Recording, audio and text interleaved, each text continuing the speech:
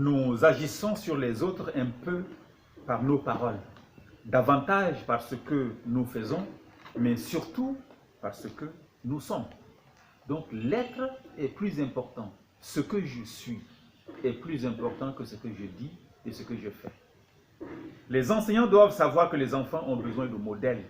Ils ont besoin d'être aimés, d'être protégés. Ils ont besoin de confiance. Ils ont besoin d'être acceptés, car la pédagogie de Dieu est fondée sur la relation. L'éducation chrétienne est la libération du cœur, le cœur du père et de l'enfant, le cœur de l'enseignant et le cœur de l'élève.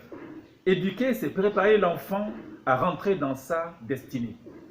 Les enseignants, ce sont ceux qui vont être des pères et qui vont libérer ce qui est sur le cœur du Père qui est dans les cieux.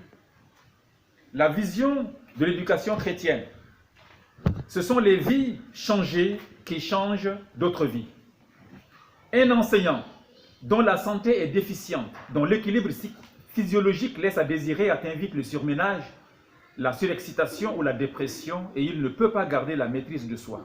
C'est pourquoi une santé fragile doit écarter quelqu'un qui se veut être enseignant dans une école chrétienne. C'est vrai, nous pouvons prier pour les malades, mais quand on est malade, il faudrait ne pas cacher sa maladie. L'enseignant, dans ce cadre, a des fonctions essentielles qui sont d'abord la fonction de prophète. Nous pouvons lire cela dans Exode 28, 15 à 29 et dans les psaumes 19, 1 à 12. Dans ce rôle, les enseignants transmettent le savoir de leur discipline aux élèves. Ce sont des prophètes. Ce rôle permet à l'enseignant d'expliquer, de dévoiler et d'interpréter la vérité aux élèves pour les rejoindre ensuite dans l'expérimentation des merveilleux mystères et des potentialités du monde. Il éduque, il tire l'enfant de son ignorance, il console, il démantèle, il détruit les fausses idées, les faux enseignements, les fausses interprétations, les fausses philosophies, les fausses prophéties, Il détecte la vision du monde. Il voit les élèves comme Dieu les voit. Les enseignants en tant que prophètes sont conscients que l'acquisition de la connaissance n'est jamais une fin en soi. La seconde fonction, c'est la fonction d'enseignant sacrificateur. Un sacrificateur est un intercesseur entre Dieu et les enfants. Ce rôle donne toute la liberté aux enseignants de prier pour leurs élèves, de les écouter, voire de les confronter. Leur objectif est d'apporter la guérison dans la vie des élèves et de favoriser leur épanouissement. L'enseignant sacrificateur confronte ses élèves à la réalité du péché et qu'ainsi ils sont responsables devant Dieu quant à leur péché. Les élèves doivent comprendre qu'ils sont redevables pour leur comportement.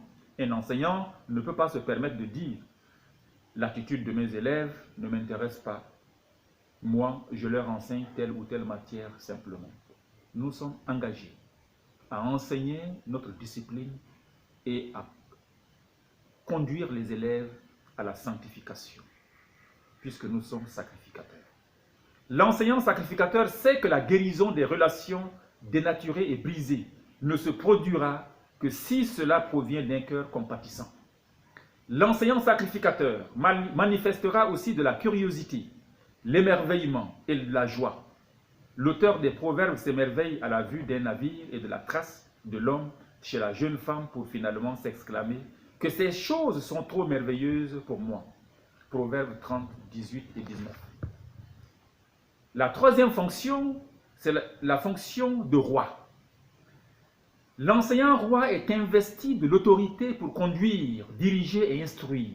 Les enseignants dans ce cadre sont des serviteurs leaders, comme Christ a été le serviteur leader par excellence en donnant sa vie pour ses prêcheurs.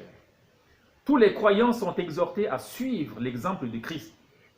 Philippiens 2:3 nous exhorte à l'humilité en considérant les autres comme meilleurs que nous-mêmes. Christ s'est dépouillé en prenant la condition d'esclave, en devenant semblable aux hommes. C'est pourquoi les enseignants imitateurs de Christ, donnent tant d'eux-mêmes pour la réussite de leurs élèves.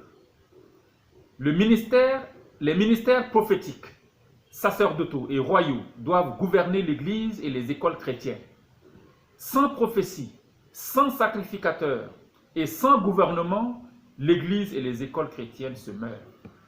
Dans la nouvelle alliance, on trouve 5 ministères dans Éphésiens 4, 11 à 12, et parmi ces ministères, il y a les enseignants. Dieu est en train de rétablir le tabernacle des écoles chrétiennes pour manifester sa puissance et son autorité en Afrique et dans le monde.